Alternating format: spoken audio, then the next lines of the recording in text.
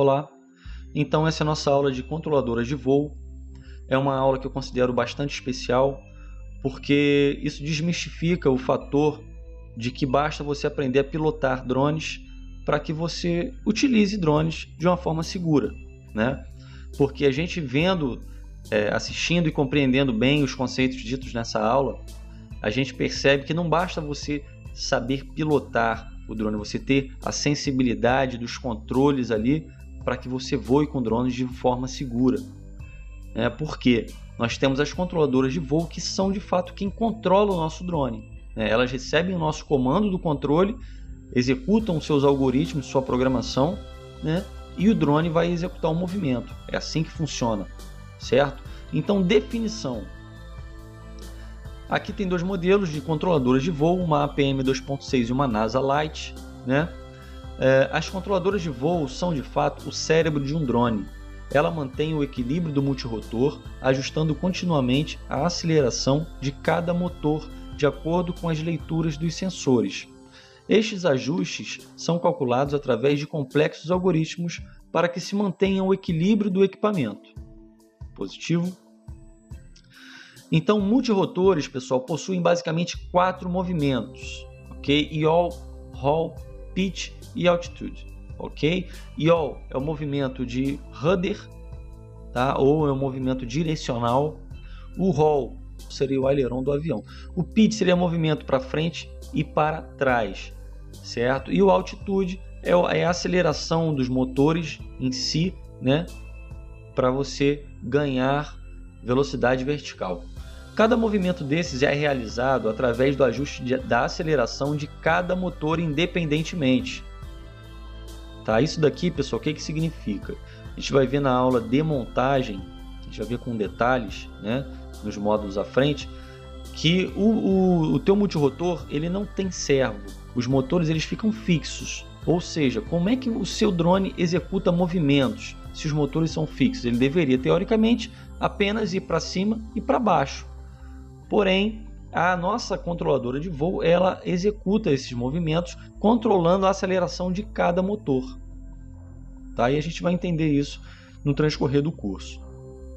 Fundamentos das FC. FC, pessoal, Flight Controller. De quando em quando eu vou colocar termos em inglês, porque serão termos que a gente vai encontrar com mais facilidade quando você for procurar equipamentos para compra ou até em pesquisas, a gente vai encontrar os termos em inglês. Então, para realizar o controle e estabilização das aeronaves, estes sistemas integrados possuem alguns sensores, através de um sistema de navegação que a gente vai ver agora. Então, o sistema de navegação, pessoal, faz parte ali um microcontrolador ou microcontroladores, tá? Que são, a gente vai encontrar também MCU, que é Microcontroller Unit. Esses microcontroladores eles são compostos de processador, memória, periféricos de entrada e saída, tá? In, out. Microcontroladores. Então, os microcontroladores, na verdade, possuem processadores, que são programados para funções específicas, como em nosso caso, para atuar e controlar a função dos sensores, realizando assim o controle e estabilização da aeronave. Porém, assim como os processadores de uso geral, estão sujeitos a falhas e quando isso ocorre, geralmente temos um acidente de queda. E por que falhas, ou por que essas falhas ocorrem nesses sensores? Então aqui eu estou colocando um videozinho de um acidente bem feio com um multirotor e a gente vai entender nas aulas adiante o porquê que essas falhas ocorrem. E eu posso dizer a vocês, pessoal, que 80% das falhas ou dos acidentes que ocorrem são erros humanos. Tá? No caso de multirotores, 80% para ser bem generoso, porque algumas pesquisas indicam que é até 90%, tá? Porque quando você tem o conhecimento do que você está fazendo, quando você monta o seu equipamento da forma correta, colocando os sensores na posição adequada, a sua controladora na posição adequada, corrigindo os erros ou excesso de vibração, enfim, calibrando direitinho ali a sua placa, eliminando o desbalanceamento de hélices, enfim, todas essas medidas elas vão prevenir uma série de erros, uma série de falhas, que a gente vai ver mais adiante que causam acidentes. Positivo, coisas que muitas pessoas que voam com multirotores, com drones, esquecem e deixam para lá. Bom, sensores inerciais, né? O IMU, Inertial Measurement Unit. Esses sensores, pessoal, na verdade o IMU ele é um conjunto de sensores, né? Geralmente são acelerômetros, e nos acelerômetros a gente vai compreender os mesmos equipamentos embarcados em nosso tablet, em nosso smartphone, que vão executar um movimento ali do joguinho, né? Quando você gira, né, quando você move o seu aparelho, né, o seu tablet, e o objeto dentro do jogo, o objeto virtual, ele executa um movimento, isso é o acelerômetro que está executando, né? Um acelerômetro nada mais é do que um instrumento capaz de relacionar o deslocamento de massa proporcionalmente à aceleração. Repassa essa leitura para um programa que, através do seu algoritmo, executa determinada ação. Esse acelerômetro, né, principalmente os de hoje em dia, né, são muito precisos, tá ok? Possuem alta precisão mesmo.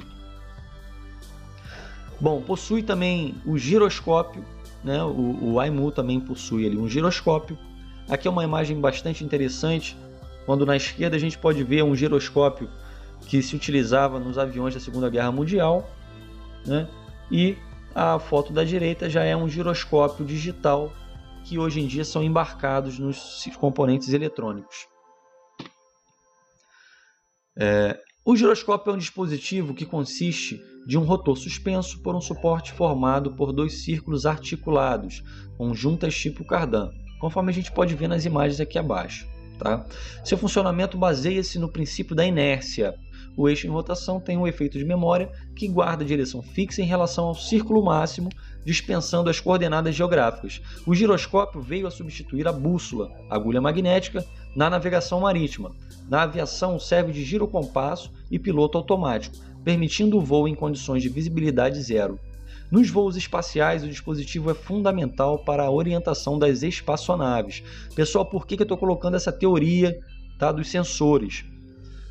Muitos problemas que a gente vai ter no nosso drone, no nosso equipamento, na nossa aeronave, vão estar ligados à calibração ou vibração excessiva nos sensores. Então é fundamental que a gente conheça o funcionamento de cada sensor desse, para que, caso o nosso equipamento apresente algum problema, até mesmo em voo, você consiga sanar e não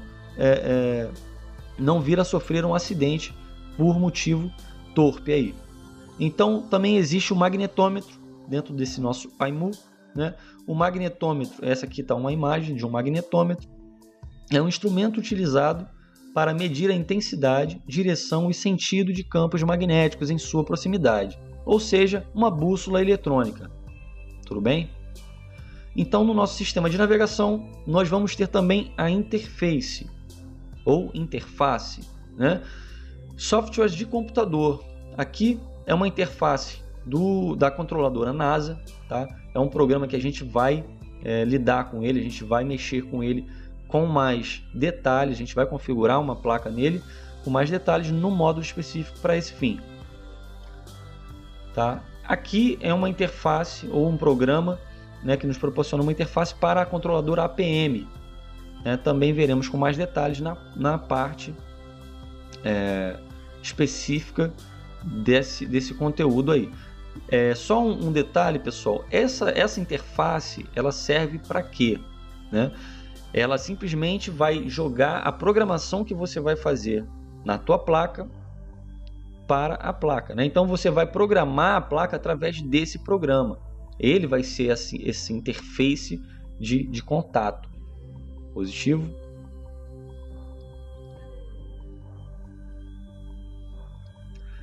Então nós temos também sistemas GPS ou Global Position System. Então aqui eu coloquei uma imagem da APM com o seu GPS. A APM, ela é a original, né? Ela é da marca 3DR. E aqui eu coloquei uma placa da NASA com o seu GPS, certo? Ambos são bastante precisos.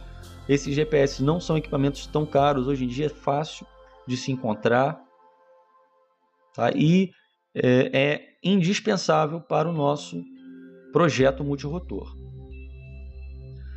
Capacidade de voo ou modos de voo. Então aqui, pessoal, na interface, né, ou interface da APM, a gente vai encontrar diversos modos de voo.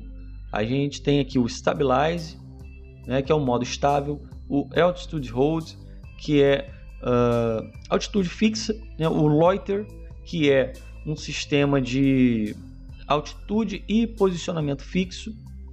Nós temos o RTL, que é o Return to Home e Landing, ou seja, volta para casa e pousa, né?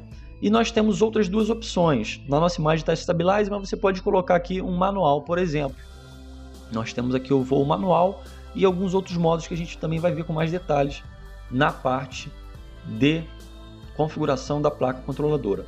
Então aqui é uma interface da NASA, como a gente viu na imagem anterior, né? E o modo de voo também são bastante semelhantes. Nós temos aqui o Fail-Safe, que no caso da APM ele era o RTL.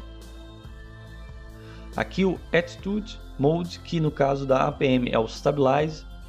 Aqui tem outro Fail-Safe. E o GPS Mode, que no caso da APM é o Loiter. Ok? Ou o Loiter ou o Position Hold.